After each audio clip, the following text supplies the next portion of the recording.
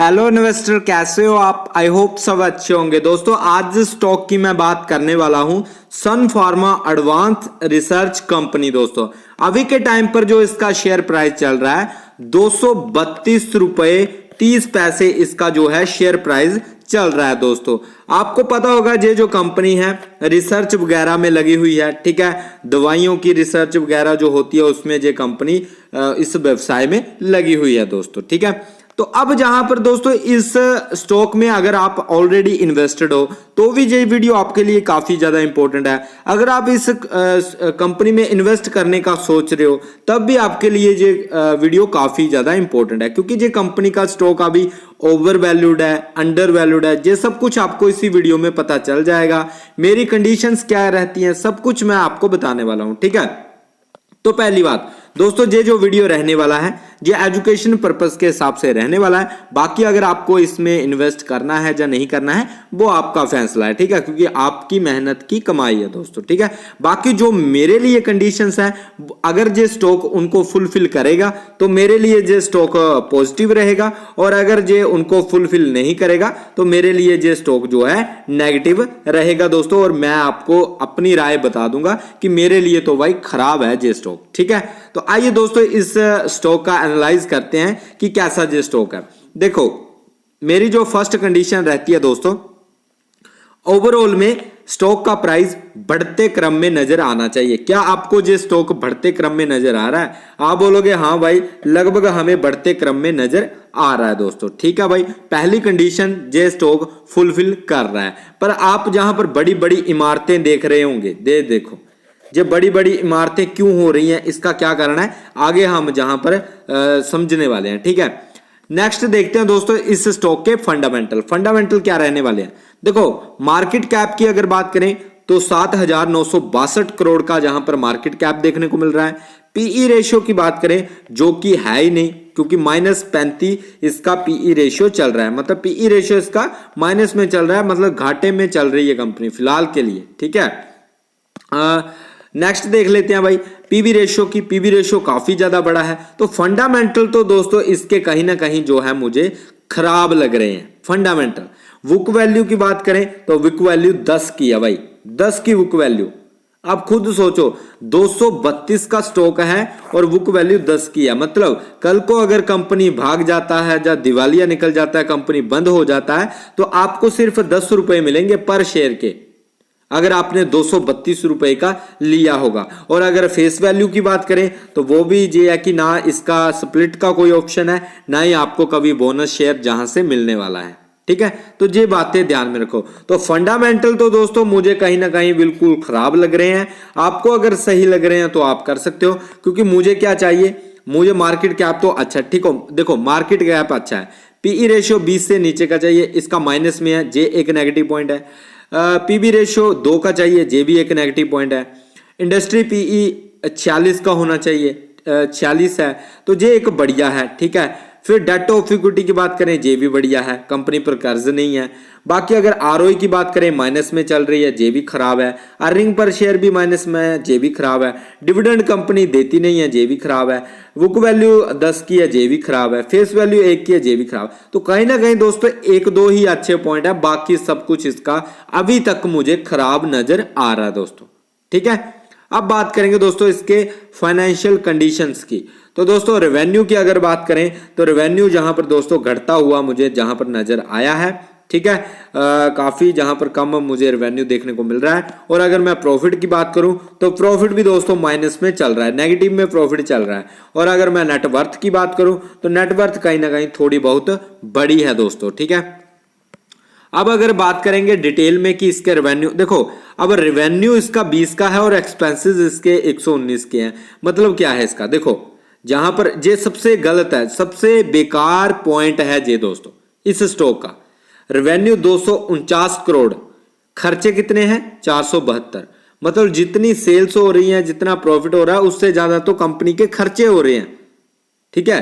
तो बिजनेस में क्या आपको दम लग रहा है कुछ, कि कोई आपने बिजनेस खोला, उसमें आप जितना पैसा लगा रहे हो, मतलब जितनी आपकी कमाई हो रही है, जितनी आपकी सेल्स हो रही है, जितना आपका रेवेन्यू बन रहा है, उससे ज्यादा तो आपके खर्चे हो रहे हैं, और उससे भी 2 गुना जाकर खर्चे हो रहे हैं। ये नहीं है कि 1 गुना। आप खुद देखो 250 जहां पर जो है रेवेन्यू है 250 करोड़ और 472 करोड़ जहां पर खर्चे हैं, ठीक है। तो ये एक बहुत बड़ा नेगेटिव पॉइंट है दोस्तों, इसको हम नजरअंदाज नहीं कर सकते, ठीक है। फिर अगर हम बात करें बैलेंस शीट की, तो दोस्तों बैलेंस शीट में भी अगर टोटल एसेट की बात करें तो 830 है, और अगर लाइबिलिटीज की बात करें तो 317 जहां पर लाइबिलिटीज भी देखने को मिल रही हैं दोस्तों, ठीक है। बात करें दोस्तों कैश फ्लो की, कैश फ्लो भी नेगेटिव चल रहा है, ये भी काफी डिसएडवांटेज है दोस्तों कि कैश फ्लो भी नेगेटिव में चल रहा है, ठीक है। तो कंपनी का रेवेन्यू खर्चे ज्यादा हो रहे हैं, आपका जो है कैश फ्लो भी खराब चल रहा है, बिल्कुल नेगेटिव चल रहा है, तो आप इस स्टॉक से क्या ही उम्मीद कर रहे हो दोस्तों, ठीक है। तो ये बातें ध्यान में रखो। बाकी अगर मैं बात करूं दोस्तों जहां पर शेयर होल्डिंग पैटर्न की, तो कहीं ना कहीं प्रमोटर की होल्डिंग मुझे जहां पर 60 प्लस से ऊपर मिल रही है, ये एक बढ़िया संकेत है दोस्तों। देखो जहां पर बढ़िया होगा मैं बढ़िया ही बताऊंगा, जहां पर स्टॉक में अच्छा होगा अच्छी बातें बताऊंगा, जहां पर मुझे खराब लगा मैं वो सच्चाई आपको बताकर ही रहूंगा, उसको ऊपर नीचे नहीं किया जा सकता, ठीक है। और जो सही है वो सही है भाई। प्रमोटर की होल्डिंग अच्छी है, 60 प्लस मुझे चाहिए, 65 मिल रही है जो कि बढ़िया है, ठीक है। रिटेल की बात करें 30% है, ठीक है। एफआई ने भी 3% के आसपास जहां पर इन्वेस्ट किया हुआ है, डीआई ने भी थोड़ा सा इन्वेस्ट है, म्यूचुअल फंड भी इन्वेस्टेड है थोड़े बहुत, ठीक है। अब दोस्तों अगर बात करें ये कंपनी काम क्या करती है, कंपनी का बिजनेस क्या है, तो दोस्तों देख लो, Sun Pharma Advanced Research Company Limited pharmaceutical उत्पादों के अनुसंधान और विकास, ठीक है, के व्यवसाय में लगी हुई है दोस्तों, ठीक है। और अगर मैं बात करूं जहां पर कि काम क्या क्या है, इसका सिस्टम क्या क्या है, तो वो आप जहां पर देख सकते हो कि दवाइयों वगैरह का इसका रहने वाला है दोस्तों, ठीक है।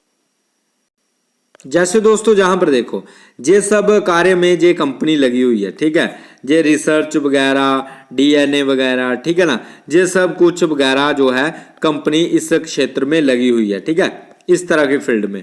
तो आई होप आप समझ रहे होंगे, मैं बिल्कुल सिंपल लैंग्वेज में सिंपल तरीके से आपको समझाता हूं ताकि आपको इतना मैं इधर उधर ना उलझा सकूं, ठीक है। तो ऐसे क्षेत्र में ये कंपनी काम कर रही है दोस्तों। मार्केट कैप अच्छा है। अब दोस्तों पित्रोस्की स्कोर क्या है, पित्रोस्की स्कोर 6 का है। लॉन्ग टाइम के लिए ये स्टॉक काफी अच्छा है क्योंकि 6 का पित्रोस्की स्कोर मिल रहा है, तो लॉन्ग टाइम के नजरिए से आप जहां पर इन्वेस्ट करने की सोच रहे हो, अगर आप शॉर्ट टर्म का सोच रहे हो कि भाई 1 मंथ में 2 मंथ में, तो कहीं ना कहीं आपको दिक्कतों का सामना करना पड़ सकता है। और अगर आपका विजन 5 साल के लिए है, 10 साल के लिए है, 15 साल के लिए है, ठीक है, जब 5 साल के लिए है, तो आपके लिए ये स्टॉक बढ़िया करके जा सकता है क्योंकि 6 का इसका पित्रोस्की स्कोर देखने को मिल रहा है जो कि काफी बढ़िया माना जाता है दोस्तों, ठीक है। बाकी अगर बात करें दोस्तों जहां पर कैश फ्लो तो नेगेटिव चल ही रहा है, जो मैंने ऑलरेडी आपको बता दिया है। स्कोर कार्ड की बात कर लेते हैं दोस्तों। परफॉर्मेंस लो चल रही है, वैल्यूएशन हाई है, मतलब अभी भी ये स्टॉक ओवर वैल्यूड चल रहा है, ठीक है। और ग्रोथ की अगर बात करें तो ग्रोथ लो देखने को मिल रही है। प्रॉफिटेबिलिटी की बात करें तो एवरेज देखने को मिल रही है। एंट्री पॉइंट की बात करें तो जे भी एवरेज देखने को मिल रही है दोस्तों, और रेड फ्लैग जहां पर लो देखने को मिल रहा है, ठीक है। तो कहीं ना कहीं दोस्तों अभी भी ये स्टॉक काफी महंगा है, ठीक है, क्योंकि 10 की बुक वैल्यू है तो स्टॉक 232 चल रहा है, काफी ज्यादा महंगा है। 100 के आसपास 150 के आसपास आए तो एक बढ़िया पिक रहेगा इसको बाइंग करने का दोस्तों, ठीक है। जब 200 पर भी आता है तो भी एक अच्छी अपॉर्चुनिटी जरूर बनेगी दोस्तों, ठीक है। जहां पर बात करें इविटा, इसका दोस्तों बिल्कुल खराब चल रहा है। आप जहां पर देख सकते हो रेड रेड सब कुछ देखने को मिल रहा है। Lower than industry net income, ये भी आपको रेड रेड देखने को मिल रहा है, ठीक है। फिर अगर मैं बैलेंस शीट की बात करें तो lower than industry debt of equity ratio, मतलब कंपनी पर कर्ज नहीं है, ये एक बढ़िया बात है। बाकी lower than industry current ratio आपको देखने को मिल रहा है जो कि कम होता हुआ नजर आ रहा है दोस्तों, ठीक है। तो ये भी नेगेटिव पॉइंट है दोस्तों। अब है पेयर्स और कंपैरिजन की बात। ये जो कंपनी है दोस्तों ये बहुत ज्यादा वोलेटाइल है, ठीक है, इसमें बहुत वोलेटाइल है ये कंपनी, बहुत ज्यादा वोलेटिलिटी है। अब वोलेटिलिटी का मतलब है कि भाई कभी 1 मिनट में मतलब आप देखोगे ये स्टॉक कभी बहुत ज्यादा ऊपर चला जाएगा और कभी बहुत ज्यादा नीचे आ जाएगा, ठीक है। और वैसा ही आपको चार्ट में भी देखने को मिला था। आगे मैं आपको बता भी दूंगा कि वोलेटिलिटी क्या होती है और क्या इसका कारण होता है, ठीक है। तो जहां पर आप देख लो, बाकी इसकी फील्ड में लगी कंपनियों की अगर हम देखें, सन फार्मा 18%, सिप्ला की अगर बात करें 24, डॉक्टर रेड्डी 21। ये एक अकेली कंपनी है जिसमें काफी ज्यादा वोलेटिलिटी पाई जा रही है दोस्तों, ठीक है, ध्यान में रखना।